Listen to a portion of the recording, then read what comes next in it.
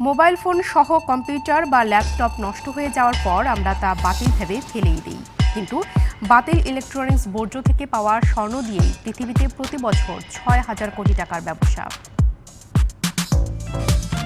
নষ্ট মোবাইল ফোনকে আবর্জনা ভাবলেও প্রায় সব ধরনের ফোনেই ব্যবহার করা হয় বিদ্যুৎ সুপরিবাহী সোনা, রূপার মতো মূল্যবান সব ধাতু। ক্ষয় হওয়া ও মরিচা ধরার মতো সমস্যা না থাকায় মোবাইল ফোনের ইন্টিগ্রেটেড সার্কিট বোর্ডের ছোট্ট কানেক্টরগুলোতে ব্যবহৃত হয় স্বর্ণ।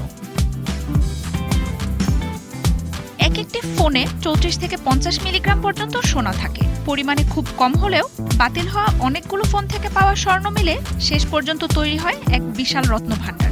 এগুলো দিয়েই চলে কোটি কোটি টাকার ব্যবসা। এছাড়া বিশ্বজুড়ে প্রতিদিন বাতিল হচ্ছে অসংখ্য ফোন। হিসেব বলছে ৪১টি মোবাইল ফোন থেকেই পাওয়া যায় ১ গ্রাম সোনা। ফোনের পাশাপাশি বাতিল হওয়া কম্পিউটার ও ল্যাপটপের আইসিগুলোতেও ব্যবহৃত হয় স্বর্ণ। সেই হিসেবে বিশ্বে প্রতি বছর বাতিল মোবাইল ফোন ও ইলেকট্রনিক ডিভাইস থেকে কয়েক হাজার কোটি টাকার স্বর্ণ পাওয়া যায়।